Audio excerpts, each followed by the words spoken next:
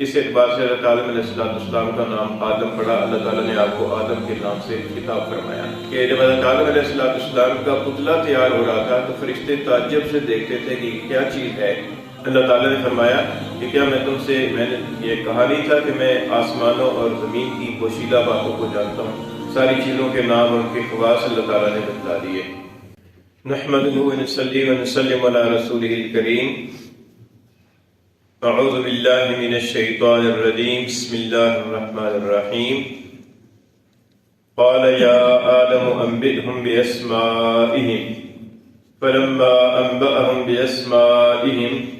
قال ألم أقل لكم إني أعلم غيب السماوات والأرض وأعلم ما تبدون وما كنتم تكتمون۔ صدق اللہ العلی العظیم۔ قال، اللہ تعالیٰ نے فرمایا، یا آدم، اے آدم، انبئہم، بتلا ان کو، باسمائہم، ان چیزوں کے نام۔ فلما انبأہم، بس جب آدم علیہ السلام نے ان کو بتلا دیے، باسمائہم، ان چیزوں کے نام، قال، اللہ تعالیٰ نے فرمایا، الم اقل لکم، کیا میں نے تم سے کہا نہیں تھا، انی اعلم غیب السماوات والارض، بے شک میں خوب جانتا ہوں آسمانوں اور زمین کی چھپی ہوئی باتوں کو، وَأَعْلَمُ، اور میں خوب جانتا ہوں، ما تبدون، جو تم ظاہر کرتے ہو، وما کنتم تکتمون، اور جو تم چھپاتے ہو۔ پچھلی آیات کریمہ میں اس بات کا بیان تھا کہ اللہ تعالیٰ نے حضرت آدم علیہ السلام کو چیزوں کے نام اور ان کے خواص سکھلا دیے۔ وعلم آدم الاسماء کلها، چیزوں کے نام بھی بتلا دیے کہ مثلا یہ آگ ہے، اور خاصیت بھی بتلا دی کہ اس کا کام چلانا ہے، اور یہ پانی ہے، اور یہ ڈبوتا ہے، اور پیاس بجھاتا ہے، اور یہ ہوا ہے، اور یہ اڑاتی ہے، وغیرہ وغیرہ۔ ساری چیزوں کے نام اور ان کے خواص اللہ تعالیٰ نے بتلا دیے۔ اور پھر فرشتوں سے پوچھا کہ مجھے ان چیزوں کے نام بتلاؤ، تو فرشتوں نے لا علمی کا اظہار کیا اور یہ عرض کیا کہ سبحانک لا علم لنا الا ما علمتنا، کہ اللہ آپ کی ذات پاک ہے، ہمیں تو وہی علم ہے جو آپ نے ہمیں سکھلا دیا۔ اب اس آیت کریمہ کے اندر اللہ تعالیٰ نے حضرت آدم علیہ السلام سے فرمایا کہ تم فرشتوں کو ان چیزوں کے نام بتاؤ، اور یہ اس لیے فرمایا تھا کہ آدم علیہ السلام جب ان چیزوں کے نام فرشتوں کو بتائیں گے تو فرشتوں کے ذہن کے اندر حضرت آدم علیہ السلام کی عظمت اور ان کا علمی مقام آئے گا، اور ان کو سمجھ آئے گا کہ حضرت آدم علیہ السلام جو نئی مخلوق ہے، ان کو اللہ تعالیٰ نے ایسی استعداد عطا فرمائی ہے کہ جو ہم سے زائد ہے، ان کے اندر علم کی استعداد ہے۔ تو اللہ تعالیٰ نے آدم علیہ السلام سے فرمایا کہ اے آدم، یہ پہلی مرتبہ حضرت آدم علیہ السلام کو خطاب کیا گیا، اس سے پیچھے نام تو آیا ہے آدم، علم آدم، لیکن خطاب نہیں آیا۔ یہ پہلی مرتبہ خطاب ہوا یا آدم۔ اس سے یہ معلوم ہوا کہ اللہ تعالیٰ نے حضرت آدم علیہ السلام کو آدم کے نام سے پکارا، اور یہی حضرت آدم علیہ السلام کا نام ہے۔ حضرت آدم علیہ السلام کا یہ نام کیوں پڑا ہے؟ بعض حضرات نے یہ فرمایا کہ حضرت آدم علیہ السلام چونکہ گندم گوں رنگ کے تھے، اور عربی زبان کے اندر ادم یادم کا مطلب ہوتا ہے گندم گوں ہونا، اس اعتبار سے حضرت آدم علیہ السلام کا نام آدم پڑا۔ اللہ تعالیٰ نے آپ کو آدم کے نام سے خطاب فرمایا۔ اور بعض حضرات نے فرمایا کہ یہ لفظ ہے ادیم الارض سے۔ ادیم الارض کا مطلب ہوتا ہے روئے زمین، یعنی زمین کی اوپری سطح۔ تو جب حضرت آدم علیہ السلام کو پیدا کرنے کا اللہ تعالیٰ نے ارادہ فرمایا تو اللہ تعالیٰ نے فرشتوں سے فرمایا کہ جاؤ زمین سے، پوری روئے زمین سے جگہ جگہ سے مٹی اٹھا کر لاؤ۔ تو حضرت آدم علیہ السلام کا پتلا تیار کرنے کے لیے پورے روئے زمین سے مختلف جگہوں سے فرشتوں نے مٹی اکٹھی کر کے لے جائی اور پیش کی۔ تو چونکہ روئے زمین کو ادیم الارض کہا جاتا ہے، اسی مناسبت سے پھر اللہ تعالیٰ نے ان کو آدم کے نام سے خطاب فرمایا۔ حضرت آدم علیہ السلام پہلے انسان ہیں اور پہلے پیغمبر ہیں، اور حضرت آدم علیہ السلام کی عمر کے بارے میں بعض کتابوں کے اندر تو 930 سال لکھی ہے، اور بعض کتابوں کے اندر 1000 سال لکھی ہے۔ تو یہ حضرت آدم علیہ السلام کو اللہ تعالیٰ نے یا آدم کہہ کر خطاب فرمایا، اور چونکہ جتنے بھی انسان ہیں وہ سارے کے سارے حضرت آدم علیہ السلام کی اولاد میں سے ہیں، اس لیے تمام انسانوں کو آدمی کہا جاتا ہے، یعنی آدم کی طرف منسوب کر کے آدمی کہا جاتا ہے۔ انبئہم باسمائہم، اے آدم ان کو ان کے نام بتلا دو۔ تو حضرت آدم علیہ السلام کو اللہ تعالیٰ نے یہ استعداد عطا فرمائی تھی کہ جو چیز بھی ان کے سامنے آتی تھی یا اس چیز کی شکل و صورت سامنے آتی تھی تو حضرت آدم علیہ السلام کے ذہن میں اس چیز کا نام آ جاتا تھا، اور آدم علیہ السلام نام بتلا دیتے کہ یہ فلاں چیز ہے، یہ فلاں چیز ہے، یہ فلاں چیز ہے۔ تو حضرت آدم علیہ السلام نے جب ان کے نام بتلا دیے تو قال، اللہ تعالیٰ نے فرمایا کہ کیا میں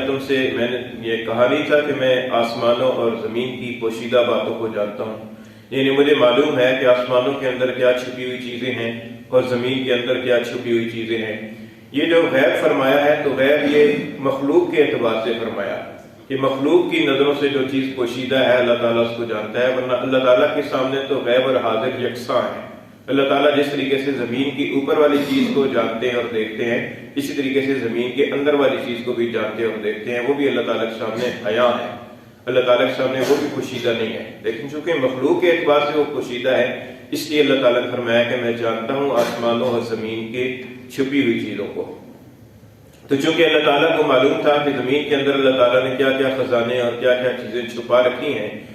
اور زمین سے ان چیزوں کو نکالنے کے لیے جو استعداد ہے وہ استعداد آدم علیہ السلام کے اندر اللہ تعالیٰ نے رکھی ہے، فرشتوں کے اندر وہ استعداد نہیں ہے، اس لیے آدم علیہ السلام ہی خلیفہ بنائے جانے کے قابل ہیں کہ وہ زمین کے اندر جائیں اور زمین کے اندر کی جو چیزیں ہیں ان کی جو قوتیں اور خزانے ہیں ان کو باہر نکالیں۔ چنانچہ اس کی ترتیب آپ یوں سمجھ لیں کہ حضرت آدم علیہ السلام کو زمین پر اتارا گیا، تو ظاہر ہے کہ انسان کے اندر اللہ تعالیٰ نے بھوک رکھی ہے، تو جب انسان کو بھوک لگی تو انسان نے اپنی بھوک کے تقاضے کو پورا کرنے کے لیے تلاش شروع کی کہ اس کو کیسے پورا کیا جائے، زمین سے کیسے غلے نکالے جائیں، اس کے لیے سوچ بچار کیا، کچھ اللہ تعالیٰ کی طرف سے رہنمائی ہوئی، پھر زمین سے پیدا کرنے والی جو چیزیں ہیں وہ باہر نکلنا شروع ہوئی۔ زمین کے اوپر گندم نہیں تھی لیکن زمین کے اندر سے پھر اللہ تعالیٰ نے انسان کو سکھلایا اور انسان نے محنت کر کے زمین کے اندر سے گندم اور مکئی اور باجرہ اور جوار اس طرح کی فصلیں نکالنا شروع کی۔ پھر انسان کو پیاس لگی تو پیاس کے تقاضے کو پورا کرنے کے لیے انسان نے سوچ بچار کیا کہ اس کے لیے کیا کرنا چاہیے، پھر پانی کی ایک ذہن میں آئی بات، پھر پانی کو تلاش کیا گیا کہ پانی کہاں پر ہوگا وغیرہ وغیرہ۔ تو چونکہ فرشتے ان چیزوں سے پاک ہیں، انہیں بھوک نہیں لگتی، انہیں پیاس نہیں لگتی، انہیں کیا ضرورت پڑی ہے کہ وہ زمین کے اندر محنت کریں اور ہل چلائیں اور کھیتی باڑی کریں اور زمین کے اندر کی جو خزانے ہیں ان کو باہر نکالیں۔ اس لیے اللہ تعالیٰ نے فرمایا کہ میں بخوبی جانتا ہوں کہ زمین و آسمان کے اندر کیا کیا چیزیں چھپی ہوئی ہیں۔ وَقَالُوا مَا تُبْدُونَ وَمَا كُنْتُمْ تَكْتُمُونَ، اور میں بخوبی جانتا ہوں اس کو جو تم ظاہر کرتے ہو اور اس کو جو تم چھپاتے ہو۔ یہ اللہ تعالیٰ نے فرشتوں سے فرمایا، فرشتوں سے فرمایا کہ جو تم ظاہر کرتے ہو میں اس کو بھی جانتا ہوں اور جو تم چھپاتے ہو میں اس کو بھی جانتا ہوں۔ جو ظاہر کرتے ہو اس سے کیا مراد ہے؟ مفسرین نے فرمایا کہ اس سے مراد فرشتوں کا وہ قول ہے جو پیچھے اس رکوع کی پہلی آیت کریمہ کے اندر گزرا ہے کہ جب اللہ تعالیٰ نے فرمایا کہ میں زمین میں خلیفہ بنانے والا ہوں تو فرشتوں نے عرض کیا کہ أَتَجْعَلُ فِيهَا مَن يُفْسِدُ فِيهَا وَيَسْفِكُ الدِّمَاءَ، کہ باری تعالیٰ کیا آپ زمین میں ایسے کو خلیفہ بنانے والے ہیں کہ جو زمین میں فساد مچائے گا اور خون ریزی کرے گا، وَنَحْنُ نُسَبِّحُ بِحَمْدِكَ وَنُقَدِّسُ لَكَ، اور ہم آپ کی پاکی بیان کرتے ہیں آپ کی حمد کے ساتھ اور آپ کو پاک قرار دیتے ہیں۔ تو یہ جو قول فرشتوں نے فرمایا تھا اللہ تعالیٰ فرماتے ہیں کہ میں اس کو بھی جانتا ہوں تو جو تم ظاہر کرتے ہو۔ مفسرین نے فرمایا کہ ما تبدون سے مراد فرشتوں کا یہ قول ہے، اور یہ جو فرمایا کہ وما کنتم تکتمون، اور جس کو تم چھپاتے ہو، اس سے مراد کیا ہے؟ تو مفسرین نے فرمایا کہ اس سے مراد یہ ہے کہ جب حضرت آدم علیہ السلام کا پتلا تیار ہو رہا تھا تو فرشتے تعجب سے دیکھتے تھے کہ یہ کیا چیز ہے، اور دل ہی دل میں سوچتے تھے کہ یہ جو بھی مخلوق ہے لیکن اللہ تعالیٰ ہم سے زیادہ معزز اور ہم سے زیادہ افضل مخلوق پیدا نہیں فرمائے گا۔ یہ انہوں نے بات ظاہر نہیں کی، دل ہی دل کے اندر رکھی، اور بعض مفسرین نے فرمایا کہ یہ اللہ تعالیٰ کے سامنے ظاہر نہیں کی، آپس میں ایک دوسرے کے سامنے ظاہر کی،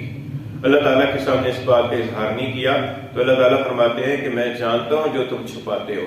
یعنی جو تمہارے دلوں کے اندر ہے کہ اللہ تعالیٰ ہم سے زیادہ کوئی معزز اور افضل مخلوق پیدا نہیں فرمائے گا، تو یہ جو تمہارے دلوں کے اندر خیال ہے تو فرمایا کہ اس کو تم تو چھپاتے ہو، ظاہر نہیں کرتے، لیکن میں اس کو بھی جانتا ہوں۔ اور یہاں پر چھپانے سے مراد یہ نہیں ہے کہ فرشتے اس کو چھپا کر اپنے دل کے اندر رکھے ہوئے تھے، اور ان کا گمان یہ تھا کہ اللہ تعالیٰ کو ہماری اس بات کا علم نہیں ہوگا، کیونکہ یہ عقیدہ تو غلط ہے اور فرشتے معصوم ہوتے ہیں، کوئی غلط عقیدہ نہیں رکھ سکتے۔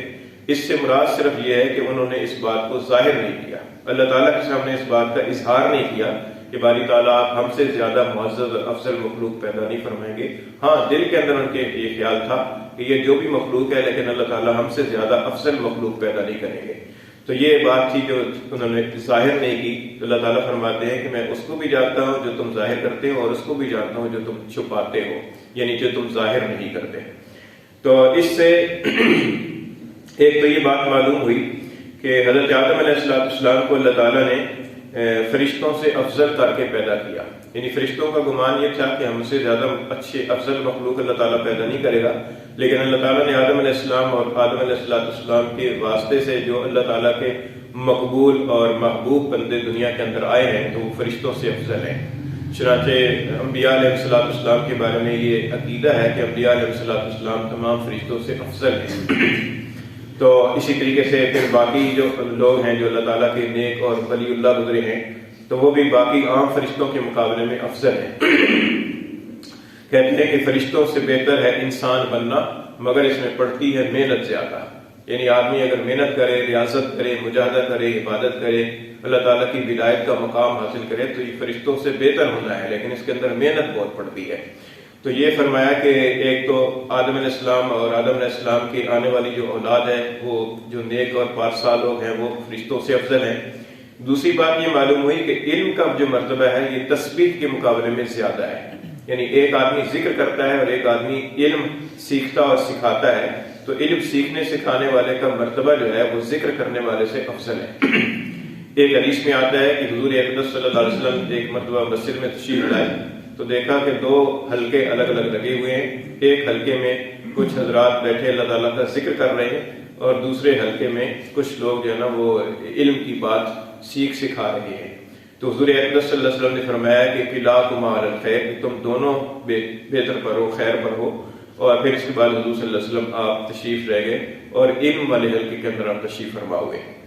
تو آپ نے اپنے عمل سے یہ بتایا کہ علم کا جو حلقہ ہے جس کے اندر سیکھنے سکھانے کی بات ہو رہی ہے تو وہ افضل ہے۔ ایک حدیث کے اندر آتا ہے کہ حضور صلی اللہ علیہ وسلم نے فرمایا کہ قرآن مجید کی ایک آیت کریمہ سیکھ لینا یہ 100 رکعت نفل پڑھنے سے افضل ہے۔ تو اب 100 رکعت نفل پڑھنا یہ تو عبادت ہے، اور قرآن مجید کی کوئی آیت کریمہ سیکھ لینا جس سے آدمی کے علم کے اندر اضافہ ہو، اللہ تعالیٰ کی معرفت حاصل ہو، تو وہ ان 100 رکعت نفل پڑھنے کے مقابلے میں افضل قرار دی گئی ہے۔ تو ذکر کا اپنی جگہ مقام ہے، ذکر پوری کائنات کی روح ہے، ذکر بھی کرنا ہے، لیکن علم جو ہے یہ ذکر کے مقابلے میں افضل ہے، کیونکہ فرشتے تسبیح اور تقدیس میں مصروف تھے، وہ لگے ہوئے تھے اللہ تعالیٰ کا نام جپنے میں، اللہ تعالیٰ کا نام وظیفہ کرنے میں لگے ہوئے تھے، لیکن اللہ تعالیٰ نے اس کے باوجود آدم علیہ السلام کو پیدا فرمایا اور ان کو علم عطا فرمایا، اور علمی اعتبار سے ان کو فرشتوں پر فائق قرار دیا کہ یہ علم کی وجہ سے فرشتوں سے افضل ہے۔ تو فرمایا کہ قالا، اللہ تعالیٰ نے فرمایا یا آدم، اے آدم، انبئہم، بتلا ان کو باسمائہم، ان کے نام، فلما انبأہم باسمائہم، بس جب آپ نے ان کو فرشتوں کو ان چیزوں کے نام بتلا دیے، قال، اللہ تعالیٰ نے فرمایا الم اقل لکم، کیا میں نے تم سے کہا نہیں تھا، انی اعلم غیب السماوات والارض، بے شک میں بخوبی جانتا ہوں آسمانوں اور زمین کی چھپی ہوئی چیزوں کو، وَأَعْلَمُ، اور میں بخوبی جانتا ہوں ما تبدون، جو تم ظاہر کرتے ہو، وما کنتم تکتمون، اور جو تم چھپاتے ہو۔